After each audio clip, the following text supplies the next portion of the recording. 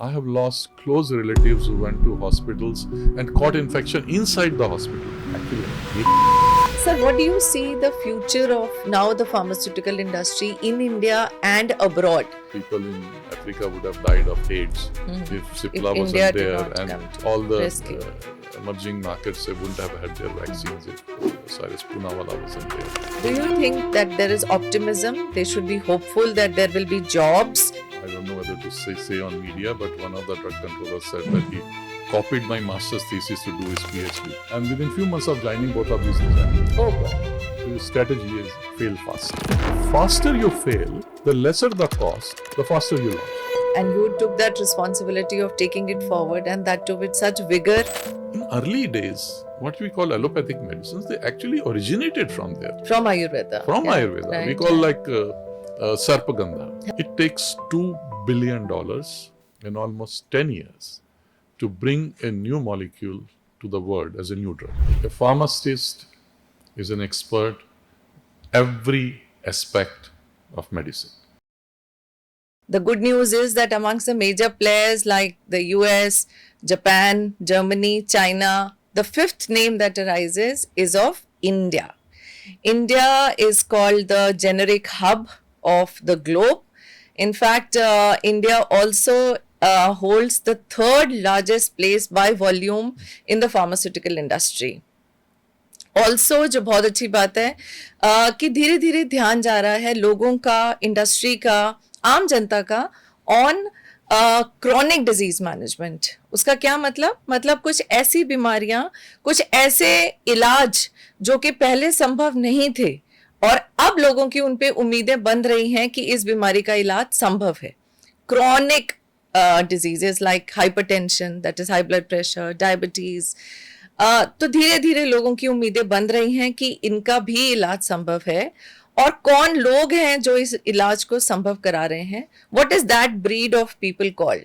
They are called the pharmacists. The people who have graduated, who have post-graduated in the study of pharmacy. So in the next 30 minutes or so, we are going to take you through a journey of pharmaceutical industry, starting from pharmaceutical education to stepping a foot in the pharmaceutical industry and how to stay firm in this kind of industry. So let me tell you that today the guest that we have holds though no introduction when you talk amongst the pharmacists of the world. But for everybody else, today we have with us Mr. Rajiv Gulati. He has been a mentor of Lloyd Institute, the entire Lloyd Group, which includes pharmacy and management education. And the accolades that he has to his name are beyond the pharmaceutical industry. After his pharmaceutical education, Mr. Gulati did management education from the prestigious IIM Ahmedabad and went on to global platforms leading Eli Lilly and Ranbaxy, to name a few. He's also a faculty at leading business schools of the world like the Whartons. And it is my profound privilege to hold this conversation with Mr. Gulati today.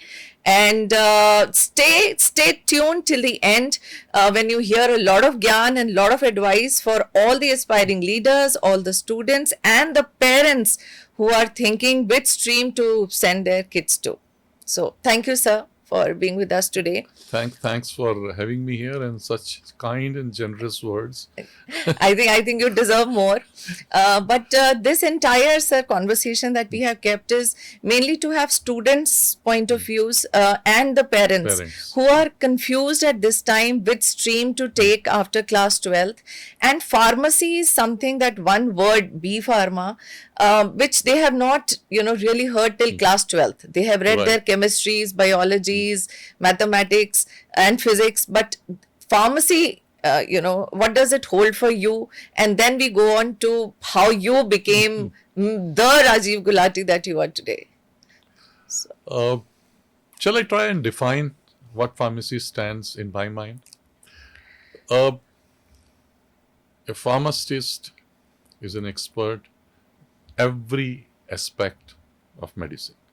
And if I start counting, it's unbelievably large number.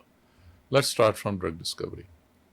Now, you study medicinal chemistry, you can do a rational drug design. Now you will use artificial intelligence to actually design medicines, but this is something that you were supposed to do. You had a PhD in medicinal chemistry, with starting with pharmacy education, B Pharm, M Pharm, and PhD. Now let me move on. You go to animals, and in my words, we always study what the medicines, the drugs do to human body. But a pharmacist first also has to study what human body does to the drugs. Oh, yes. So it's absorption, it's metabolism, it's excretion. So unless what you call pharmacokinetics, pharmacodynamics, PKPD. So unless you study that, you don't even know the dosage, the duration of action, the frequency of dosage, the side effects, how to reduce, what to formulate. And then, of course, you go on to human and then clinical trials. And of course, on the side, there is formulation development. Then when you are launching, after clinical research and sales, marketing, and one, I would say, dark area where pharmacists can add enormous value is distribution. That is a neglected area. People don't talk about it. Supply chain, it's critical. Think of refrigerated products. Think of the temperature changes in India from winter to summer. So not only designing products which can withstand that temperature, but also distributing those products and ensure that the stability remains. And then we move on to pharmacovigilance. Then we talk about hospital pharmacy, the drug-drug interaction, the food and drug interaction, and what is the right thing to do. I'll give you another crazy example to you. Antimicrobial resistance. It's very high in hospitals. I have lost close relatives who went to hospitals and caught infection inside the hospital, and no antibiotic works there. So what hospitals try to do is they study the patterns and then try and make a regimen and change it so that the resistance does not develop. And pharmacist is an integral part of that group which is designing. So I've taken a few examples, but by my definition, a pharmacist is required, his expertise is required in each and every aspect of the medicine. So entire life cycle of a medicine or a drug, as we pharmacists call it, at every step, starting from how it is first perceived and then formulated, like you said, then distribution, and first drug discovery in those steps, and then marketed in the end. So at every step, and the pharmacovigilance, which happens post the medicine is marketed, every step we need pharmacists. And I think the beauty of what you said is that the pharmacist can specialize in any of these fields. Any of these. So the options are not limited to one kind of profession after you've studied medicine, and you can move on to many others as well. In fact, it goes beyond what you said. Yeah. And let me tell you, it is now people have started working, and I have been involved in it as a trustee of Delhi Pharmaceutical Trust. I have addressed drug inspectors of whole country at CDSCO. I was invited. And now DCG has come out with a paper just now, which is beyond the life of the product. It's a drug disposal. Disposal of expired products. Yeah, very simple, which people don't even think about. जो दवाइयाँ घर पे पड़ी हैं, and we dispose them off very carelessly. Exactly. So how to take care of that? Again, sustainability and environmental impacts. So we, as part of Delhi Pharmaceutical Trust, we got some volunteers, pharmacy students, and they came back with the data that the level of antibiotics in Yamuna River is risen over a period of time, and that itself can lead to resistance to antibiotics. And I just talked about multi-drug resistance or antimicrobial resistance. So it needs a pharmacist even to talk about environment and bring that awareness, and then come out with a process. First time in the history DCGI has come out that products like the narcotic painkillers, they should be flushed down. In the US, it was already there that which products can be flushed and which products cannot be flushed. How to dispose them. So the entire life cycle, even beyond, that is once the product is expired, so that's what I wanted to say. You yourself said, from conception. So before you start working on it, and after it has expired, the entire life and beyond, is responsibility of a pharmacist. And that too, we are talking of a product which is a drug or a medicine, which itself is life saving, and which household today does not need medicine? From, morning we start taking, if somebody has nausea or not feeling well, Pentosids, to the thyroid medicines that we take in the morning, and then our blood pressure medicines, diabetes medicines, which are regular. Then if you have fever, body ache, headache, there is medicine all around. And though there are side effects, but I have nothing against allopathy, me by myself being a proud pharmacist. And I think it's better to live a life which is healthy, even though it is driven by medicines, rather than to suffer each day. So let me give you another simple example here. You just mentioned that as the age rises, people need to take multiple medicines, right? And even for the same ailments, you need multiple medicines. For example, in blood pressure, you might need a calcium channel blocker. You need a vasodilator. You might need a beta blocker. Now, and the ARBs, the sartans, for example, olmesartan, telmisartan, and many times these drugs are combined. It needs a pharmacist to reduce the number of tablets by combining them, ensuring that they don't interact with each other and deliver full potency. Amlodipine and telmisartan is a classical example. If you ever look at a tablet, there are two distinct layers of the tablet. Yeah, different colors. Now, the number of tablets is reduced, efficacy is maintained, and it needs a pharmacist to create that for you. Absolutely. I think the drug combinations that as a layperson, somebody will not even realize what they are taking in, but the best combination created by a pharmacist to prevent interactions. I mean, I can go on and on. I know, I can see that. Multiple examples. And I think with this introduction of an overview of what a pharmaceutical industry looks like, or somebody who doesn't know about it can imagine the magnanimity of the pharmaceutical industry. I come to your journey, sir. I mean, I think I can't talk about the world, but I think India is definitely proud of you, your accomplishments, the way you founded Eli Lilly and were its managing director. You hired multiple people. You built the company brick by brick, and your initial education was a B.Pharm from Delhi Institute of Pharmaceutical Sciences, which was earlier College of Pharmacy, where we both belong to. So how has the journey been? How did you think of pharmacy education after class 12th or 11th, I think, at that time? Yeah. Yes. And then how did you rise to this level? What was that passion, within you that made you rise to such high levels in the industry? Look, life was very difficult at that time. India is the fastest growing economy today. It was probably the slowest growing economy at that time. Absolutely. With shortages of everything, including jobs. So key thing is to find a gainful employment. But then you want to do something which you want to do, which you like to do, which you enjoy doing. Everybody can earn money. The other thing is that if you see that early stages of a country, when a country progresses, it's because the population, the students, people, they veer towards science. So at our time, it was very clear. The bright students went to science, and in our school also there was a cutoff. If you had marks below that, you will not get science. Right. So then you will go to commerce. We didn't even have arts. Right. So there are only two sections, A and B, science and commerce. If you got below in 8th, you got less than 60%, you cannot aspire to get science. So much so that everybody wanted to go to science, that in a playground where you used to play every evening, there was one guy called Neelu, a boy. His nickname was Commerce, because he was the only commerce students in our entire group. Oh God. Okay. Because everybody wanted to do science, because that's where the future was. Right. Now comes next, doctor, engineer, and I'll tell you, my drawing was pathetic. And I didn't want to be a doctor.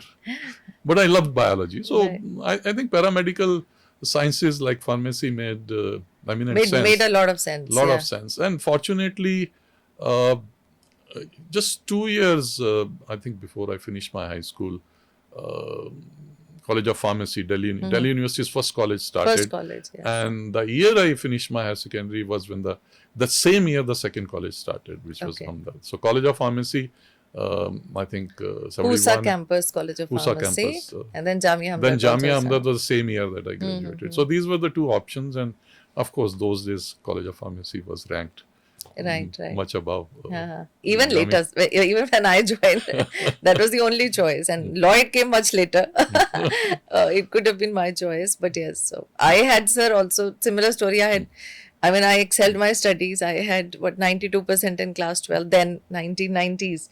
And everybody was like, itna percentage lake. And I joined, in fact, Stephens for physics honors. And then somebody directed me towards pharmacy. And it immediately stuck me as a professional course. Ki 4 saal baad at least I'll have something in hand. Did not know the journey will have a master's and a PhD and other things. But then pharmacy was the choice because of similar reasons. It was important at our time. As I said, the times were difficult, but the decisions were very simple. Right. Did you enjoy studying pharmacy those 4 years? Yeah, I mean, there were subjects I enjoyed. Lot of chemistries and chemistry. I'm very scared of chemistry. Scared of chemistry. Even today, I'm scared of chemistry. But I loved pharmaceutics. I loved and pharmaceutics very interesting. The entire industrial pharmacy. Entire industry is. I know. But I also loved pharmacognosy a lot. Oh, you did. The Yeah, study of medicinal herbal medicines. plants, herbal. And imagine that Ayurveda, for example, where all the medicinal plants were used. And in early days, what we call allopathic medicines, they actually originated from there. From Ayurveda. From Ayurveda. Right, we call like sarpagandha. And it was used for reducing blood pressure in Ayurveda. Right. And it's called Rauwolfia serpentina and reserpine, the alkaloid, which was launched as a Later used Sarpasil, the as brand name, to reduce blood pressure. They actually originated from there. And there are several such examples. And people don't realize, but where a pharmacist comes in. Opium. Opium was used for cough. Opium was used for pain. Opium was used for diarrhea. And what did you do? You looked at that molecule and then of that alkaloid and then say which part of that structure of the molecule has which properties.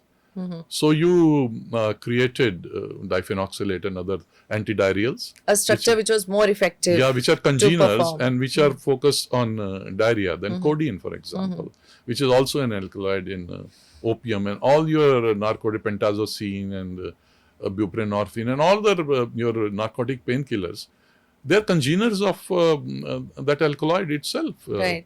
And in fact, morphine sulfate itself was a painkiller in the early days.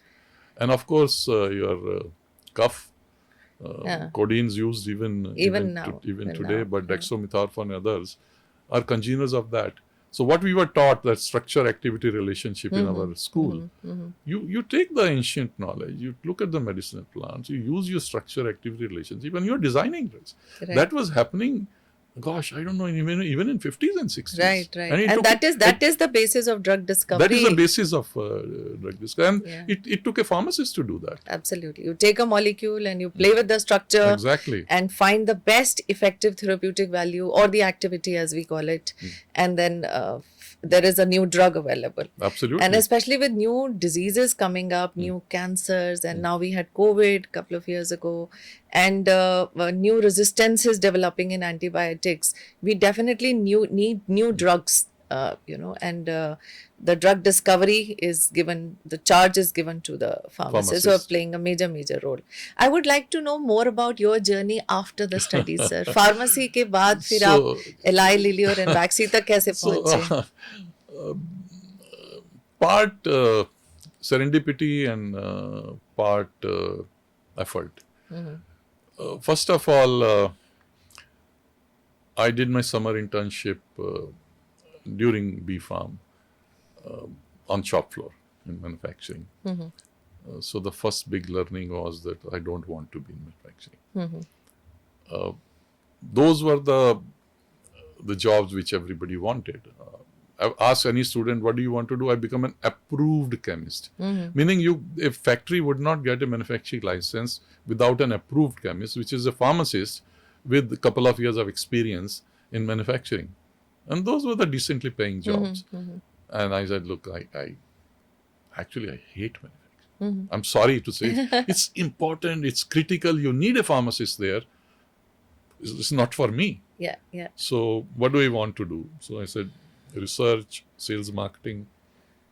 So I went for my M.Pharm to IIT and published 9 papers, including Wonderful. international papers.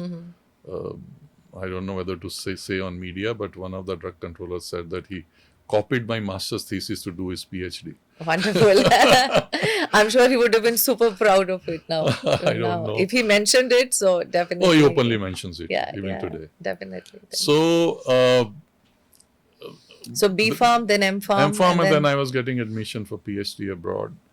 And that's the time when I started seriously thinking what I want to do. And I said, no, I want to be in sales and marketing. Yes, there's research, as we talked about discovery, development, and so on. But one has to take it to the patients. And these are the doctors making decisions. And how can I influence physicians? So that's where my focus became there. So I thought it'd be good to learn about it first before I started working. And that took me to IIM Ahmedabad, and then I started as a management trainee with Ranbaxy. After that, and then there was no looking back. I don't know, but I tell you what I realized at that time, and I think it'll be very useful for the students. Definitely. My expectation, honestly, when I started my career, I'll tell you my expectations. My expectation was that Ranbaxy would have a few PhDs in economics and some other physicians working there, and they would look at the trends of diseases, the trends of growth, class 1, class 2, geographical, and to focus whether we should focus on mid-sized towns, whether we should focus on rural marketing, whether we should focus on metros, and does the disease pattern differ from geography to geography or big city to small city, and based on that we'll make a strategy and all that. Guess what? I joined as a management trainee under a group product manager who was head of marketing for the mother division, Right. Pharma division. His name is Vittal Rao. Yeah. We're still in touch. And Vittal Rao was my first boss. And we had 2 other MBAs, Sukhmani and Pradeep Navre. And I'm a management trainee. And within few months of joining, both of these resigned. Oh, God. So here is how I used to introduce myself. This is Vittal Rao, my boss, the group product manager, and I'm his group. I'm the group. I'm the group. So you were actually put in the ocean to swim by yourself. The biggest learning is, which I'll tell everybody to expect, is that you are thrown in the deep end. Now you sink or swim is entirely up to you. Absolutely. And that's how my career began. That I was handling, as a trainee, I was handling almost all the brands of the company. So I think it was also a sense of responsibility that was given to you, and rather that you entrusted to yourself, that now the group is on you and you have to either take it forward, like you said, or sink it. And you took that responsibility of taking it forward, and that too with such vigor. And I think that was also your subject, your interest subject also. That is why you could lead it up with so much passion. And then how did Eli Lilly happen after that? So, that journey, actually you are put under the microscope. And then let me talk about that first before I come to Lilly. So, first lesson was that I think maybe because I'm biased, but I can prove it to you even in drug discovery and development also, that marketing has to be an integral part of discovery and development.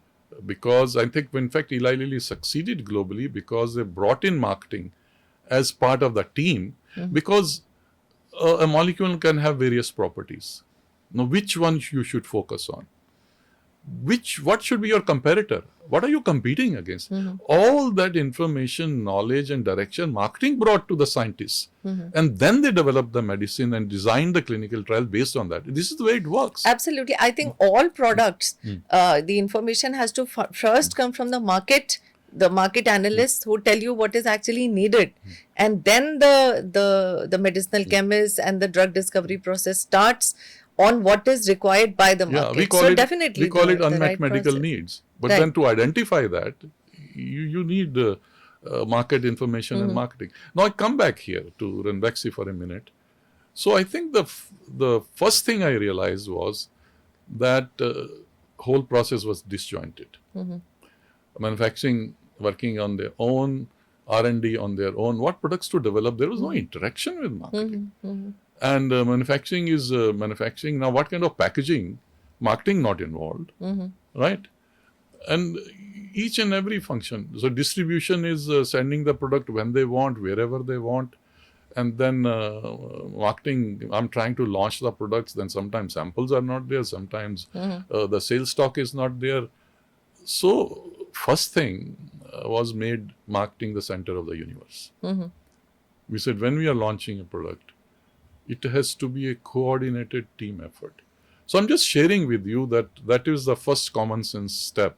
And of course, after that came the launches like Revital and other, which are popular even till today. Yes, and those Revital, Cifran, there's the highest sale ever in the history in the year of launch. And 86 to 92 during my tenure in Ranbaxy, the pharma division sales grew 5 times in 6 years. Wonderful. And the rank from double digit to my division became the second largest pharmaceutical company in India. So that's where I was in sales, marketing, and working for a second largest company now. Right. And then I got this bug that I've worked for a branded generic, but essentially a generic company, which was teaching everybody how to go global, incidentally. And the industry owes a lot to Ranbaxy and the vision of Dr. Parvinder Singh, the founder. But I thought that let me have a look at the discovery and the patent part of the business, because I had no knowledge, information of that side of business at all. And that's where, when the joint venture was formed, I moved on to the joint venture. And as you know, I was the first employee, and I started Eli Lilly in India. Right. You did. And what a journey it has been. In fact, उन students के लिए भी, उन aspirants के लिए जो अभी 18 साल के हैं अभी, या वो पेरेंट्स जो फार्मेसी को एक करियर के रूप में अभी समझना चाह रहे हैं, I think what you said in this last 5 minutes of your journey, very briefly in Ranbaxy, you so beautifully put it that in a pharmaceutical industry, all departments are very well spun, and that is not how it cannot be without it. It is so well spun. Marketing being at the center, जहाँ पे पूरी information आती है from the world कि अभी हमें जो pharmacist हैं या जो ड्रग डिस्कवरी के लोग हैं उनको कौन सा मेडिसिन पे आगे काम करना है या कौन से मॉलिक्यूल पे काम करना है. So from marketing analysis it goes to all the departments, and then from drug discovery to regulatory to packaging to again marketing and pharmacovigilance. It's all well spun, and there are pharmacists at each and every area, but marketing being the focus. And now it's linked to the question you asked. I think pretty early on I figured that sales and marketing is the path to the top management, because actually marketing, when I was a brand manager or marketing manager, I could not have created that coordination. I could not have taken the organization in that direction if the senior management, the people leading the company, had not agreed with me, because only they could direct all other functions to work with me. So I owe a lot to not only Dr. Singh, but my mentor, guru, friend, Mr. Brar. And he saw that was needed, and it was his support and his leadership that brought everything together and gave me an opportunity to do what I could do. So, but the path to that is through sales and marketing. if you look at the people who have started successful companies, also you look at Mankind, you look at Eris Life Sciences, you look at Systopic, and the list goes on and on. And the Lupin's head of sales and marketing, Cipla's head of sales and marketing, who then moved on to JB and took it to greater heights. All of these. And that's all within India. Within that India. we see such stories of people who started very small So in the pharmaceutical industry. All these started as medical representatives. Right. And it's my pleasure that half of them reported to me. They all reported to you. That's why we have the chief boss here to create more entrepreneurs, in the pharmaceutical industry. So these are examples within India, how these companies started very small within India and rose to a higher fame, a lot of money as well. And some products that they have brought in which have created a niche in the pharmaceutical industry. Sir, what do you see the future of now the pharmaceutical industry in India and abroad? For these students, like we say in the IT industry, I mean, not to demean any industry, but then there is a time when recession comes, when there are no projects, when AI is taking up jobs, which it actually is. What do you think in the pharmaceutical industry? What the future looks like to you for the students who are going to be joining today and pass out after 4 years from now, which will be say 29 approximately. So what do you think, what future holds for them in the pharmaceutical industry? So let's take a step back. Yeah. We started by saying India is pharmacy to the world. Absolutely. About 50% of the volume in the US is sold by Indian companies. Absolutely. And I mentioned many times, people in Africa would have died of AIDS if Cipla wasn't India did there, not come and to all the rescue. emerging markets, they wouldn't have had their vaccines if Cyrus Poonawalla wasn't there. This would not have become a global industry if Dr. Singh wasn't there. Having said that, India is also infamous for the problem with the pharmaceutical products which are being exported. Product recalls, data integrity, and Ranbaxy. When I came back to Ranbaxy after 19 years with Lilly, the enormous struggle it had with the charges against it of data integrity and others. So if we talk of the future, a couple of things, the trends. See, the point is, if you want to make a career, your career has to be long lasting, you need a little bit of foresight. You have to keep with the trends. You have to be able to see the future a little bit, if not too much. And that's example I gave Dr. Singh. He actually created, forget seeing it, he created the future. Right. But at least we mere mortals can at least try to see that. Now let's talk about the trends, what's happening. The regulatory requirements are becoming more and more strict globally. Expectation of FDA is not only that your processes are compliant and give you a product which meets all the criteria, all the standards, but your processes should be predictive. Your process itself should be able to predict the quality of the product that's coming out, so that you are able to design processes properly, so that the good quality comes out at the end. So it is not the testing of the product which is important. It is creating the product. Right. And otherwise also the requirements of all countries is, earlier we say rest of the world and WHO certification is sufficient. No longer. FDA started by saying they need bioequivalence with their own patented products that they would come and inspect. Now almost, Australia, TGA, Anvisa from Brazil, Cofeposa from all of them go out and then so all countries have their own regulatory processes, and the regulatory processes are getting more and more, they're getting tighter, they're getting stringent, they get more and more stringent. So therefore, as I said, predictability, so therefore you have to be not only with the curve, you have to see what is coming, and the data is available. For example, every warning letter that FDA issues anywhere in the world with their observation is available. Right. You can analyze it, you can study it, and then you can see what is happening around the world. You can see, if you analyze over a period, use artificial intelligence, see over a period of time, use that data and see what are the common issues, what are the solutions, and also see the direction in which it's progressing and where it's likely to go. Absolutely. Use the tools available, Right. and then design processes. I mean, then So integrate technology into the studies as well. data, To study data. technology, trends, and into designing processes which meets and beats the regulatory requirements.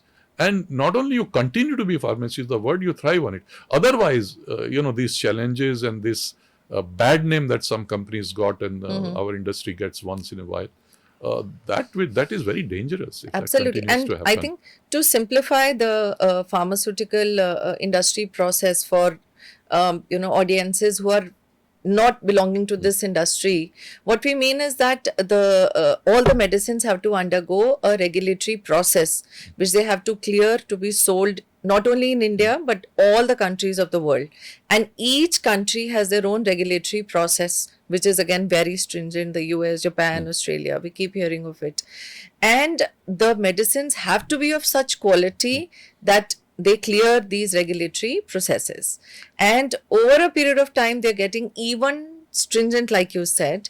So quality comes first. So the students of today and the scientists of today have to be very quality conscious when in the medicine business, when in the pharmaceutical business. And like you also said about data, so they need to study the data as in what went wrong where, which medicines could not clear or which batch could not clear the regulatory process. And so study the data, do your analysis and see, what kind of quality to maintain to be able to clear. And I'm sure India, will maintain the image that it has got about being the generic bowl of the world. We have been selling generic medicines to the entire world. And I'm sure that, we'll maintain that quality forever. So the future is in good hands, with good students opting to study pharmacy. I'm sure that quality will be there. But coming back to again the students and the parents who will like to understand more about pharmacy today and what it is going to be, like I reinforced in 2029. Do you think that there is optimism? They should be hopeful that there will be jobs in R&D, in drug discovery, in manufacturing. There will be jobs for them after 4 years in the pharma industry. Lloyd is at the forefront of training people with AI, right? Now let's take that and say that those pharmacists who are able to learn and use those tools. And let me give a few examples. If India is exporting generics worldwide, and we just said that there are regulations which are different in each country, the requirements are different, the data is different. You need to know that, right? Right. Now you're using artificial intelligence, right? You're putting all the data in it. And in each country, when you prepare a dossier with that data, when you're submitting, now you have automatically that available. So, of course, it may reduce jobs, but it makes the whole process much faster. Absolutely. And absolutely accurate. Now you come out, what are the common requirements of data across countries and what are specific to each country. And now this is all automated. Right. Now a company decides that in 5 or 6 or 10 countries it wants to launch. And in press of a button, now you have the entire data available. This is a common data you need to generate, stability, dissolution, bioequivalence, whatsoever. And this is specific to that particular country. Right. So your planning is automatic. Right. It's just taken the error out of it. It's saved enormous amount of time. So the point I'm making is the pharmacist has to be up there, up the curve. We are talking of drug discovery. Now the enormous data which is there, which can be used, Let me elaborate on it a little bit. It takes $2 billion in almost 10 years to bring a new molecule to the world as a new drug. Oh, yes. You start with, now things may be changing, but you start with about 10,000 molecules and you launch one. So the cost of that one launch includes the cost of failure of 9,999 molecules. So think of it, strategy is fail fast. The faster you fail, the lesser the cost, the faster you launch. Absolutely. See, after 20 years of patent, you have lost 10 years. Now you have 10 years to recover the $2 billion and make money for R&D to launch new products. If you launch in 8 years, now you have 12 years to earn that money and lesser cost. So that's where the pharmacist and the artificial intelligence and this competence comes in to use that and predict. In fact, you can now begin to predict that which molecules are not going to work because of the data which is available to you of the past molecules and their structure. Elimination. The elimination. See, when I was there looking after emerging markets, the strategy in Indianapolis, I did it manually in the sense that I found a joint venture with an Indian company because that testing is much cheaper and much faster here. So what we were doing, we were tossing up the molecules to India and says, study these with animal studies and very quickly and tell us which one we should take forward and which one should fail. So we were saving a lot of time and money just by collaborating with India. Right. So India has that vast knowledge and that resources available to cut down time and cost anyway. Absolutely. But I'm saying add to that with automation and artificial intelligence to cut it further and make it far more productive. So a pharmacy student need not only study the science subjects but also technology, including AI, which might not be in the curriculums as of today, but definitely there are good colleges which are offering the study of data analytics and AI. Much needed. Much needed in the sense, I'll give you an example. I was called to speak at NASDAQ. Not NASDAQ, NASCOM. NASDAQ is the stock exchange. NASCOM, which is the association of the IT companies. And I had a little bit of a startup that time. And I said, look, the data I'm generating, if the same patient stays with me, and the data I'm generating of the prescription which is being written to that patient, I can tell you using artificial intelligence, I can predict when that patient will become a diabetic. Absolutely. When will he need the hypertensive medicines? Imagine the value that pharmacists can add in designing and in forecasting and planning the resources needed for healthcare. So this is where the technology and the artificial intelligence and the data analytics comes in. So this is something which wasn't there earlier, but now this is something I'm learning constantly, and I'm very fond of that dialogue from Three Idiots, which Amir Khan says. Basically, it means if you increase your knowledge, your competence, success will run after you. Yeah, like they say, become the go-to person. Exactly. If something has to happen in your organization, you should be so competent that everybody is looking for you to be that, do that work. That's why I believe be the go-to person for whatever. So competency definitely comes, and not only for pharmacy students, I think that goes worldwide for all students and whoever is learning. First is competency, be very knowledgeable, be very thorough in the subject that you are studying. And there's an old theory that everybody rises to their level of incompetence. So the joke is, if you're competent at your job, you get promoted, and then you're competent and you get promoted. Ultimately, you reach a level where you're not competent enough, and then you stop rising. So you rise to your level of incompetence. Absolutely. So if you want to rise higher, then you have to increase your level of competence. So these are the students today. I mean, when I speak to students of today, I said it could be you also who is sitting in a classroom of a pharmacy school today. You could be the one discovering a medicine, maybe for a life-saving disease tomorrow. When you get into the drug discovery process, I mean, the scientists also came from somewhere.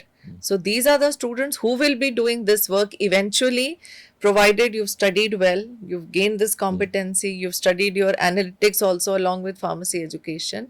So definitely, I think sky is the limit for all these future drug discoverers. Exactly. So now we are talking what the future looks like. Predictability of disease patterns, healthcare needs, predictability of the processes which would give you good drugs, predictability of what the various countries are requiring so that you can launch faster. Right. And in fact, that future brings me to the last bit also that I wanted to discuss with you about the future of medicines. I mean, we hear now about targeted drug delivery. I was coming to that. Yeah. And the customized. Which has actually started that according to your genetic makeup, I know what disease, what, ailment you're going to get in future or what you currently have. And I design a medicine for a particular individual, administer it, and you are done. You are disease free. So how far are we from there? And are you optimistic about that? Oh, I'm very optimistic about it. And Wonderful. That's the future, because it cuts down the time and cost. FDA will get convinced very easily.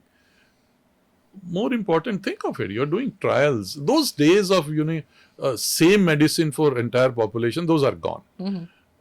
If you're doing clinical trial in 1,000 people and it working in 300 people, you're causing unnecessarily side effect, unnecessary cost and time of 700. So the first example which comes to mind is Herceptin, which is HER gene in the breast cancer. If you have that, this medicine will work, otherwise it will not work. And only 30% of causes of breast cancer is HER gene.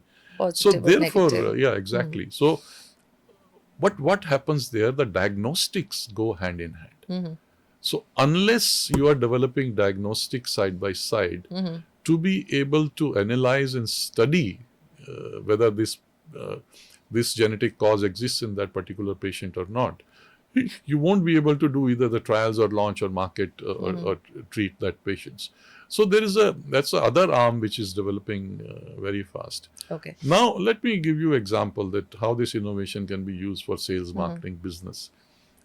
I came across a company. It's a simple thing. They say there are 31 strains of probiotics in the world. So what sells is a permutation combination of those. Then doctor writes this brand or that brand, and each brand is a different probiotic.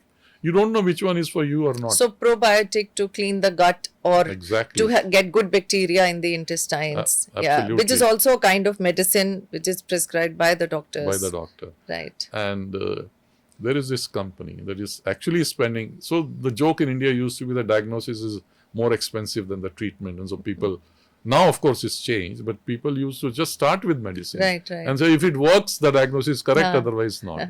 It's not the right thing to do, but it's changing. Right. So what they're doing is they're studying and they're using genetics to study what should be the optimum flora and what is the flora and what biome is needing and which combination, and they don't have ready-made formulations. They're customizing the combination of those 31 strains for each individual patient using robotics. Oh, wonderful. So that's customized medicine. Customized. Made for your body. Your genetic makeup. Exactly. Absolutely. Exactly. So that's the future. You take diagnostic tools, you take analytics, artificial intelligence, and then you need customization. And imagine that not only it's targeted to the right person, you're designing the right thing, you're cutting down costs, you're cutting down side effects. Absolutely. Huge, humongous benefits. But then again, pharmacist has to be right up there with all the tools. to be able to do it.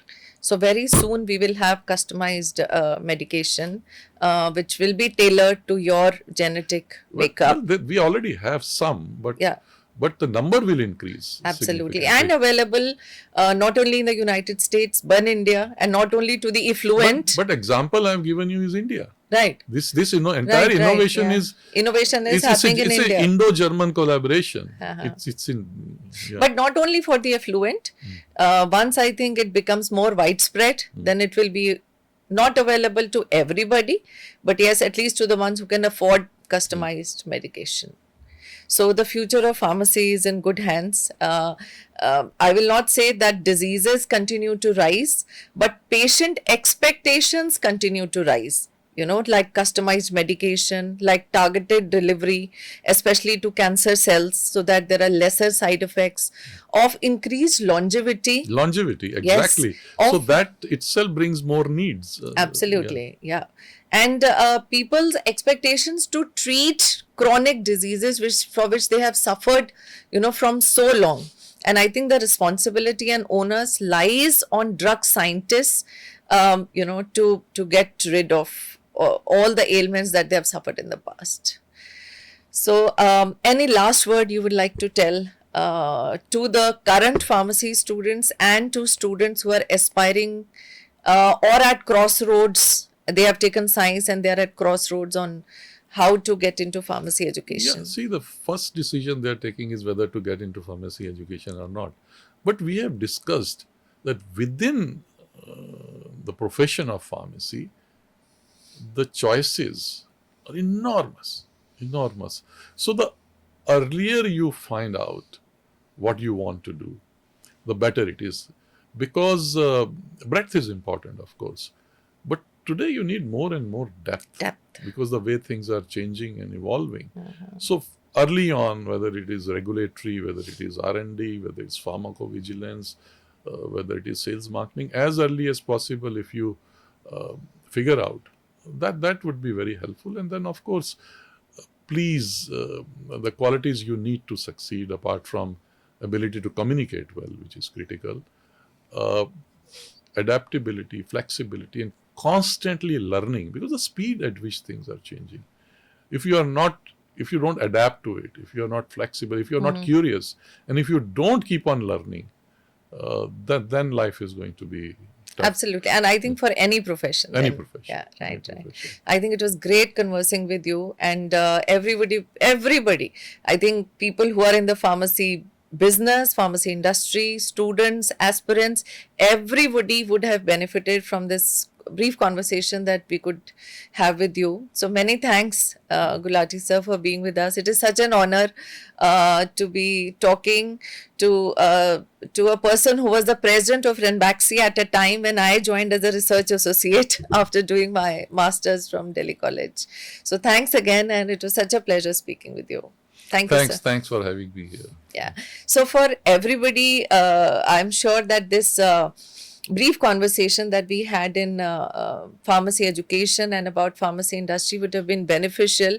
And when I talk about pharmacy, I speak with a lot of conviction because I remember writing an article in the year 1995 in the then Times of India, which was published also thanks to them, about pharmacy education. Because even after getting 92% something marks in class 12th, when somebody used to ask me, what are you studying? And I said, Delhi University, I'm studying B.Pharm, and they understood it as B.Com. I was actually unsettled, within my heart and mind. And I made it clear to the world by writing this article that I'm studying pharmacy, which is about healthcare, which is about manufacturing medicines, designing medicines, selling medicines. And I found this profession to be more rewarding than any other profession that I could have thought about at that time. After doing my bachelor's, master's, and then a PhD, I went to the IIM, studied law. So things have been very varied. But even if you stick to pharmacy profession, you have wide range of options to choose from. And let us get together in this discovery of a more holistic world a more healthier tomorrow that all of us can build together by studying medicines in pharmacy education. So thank you.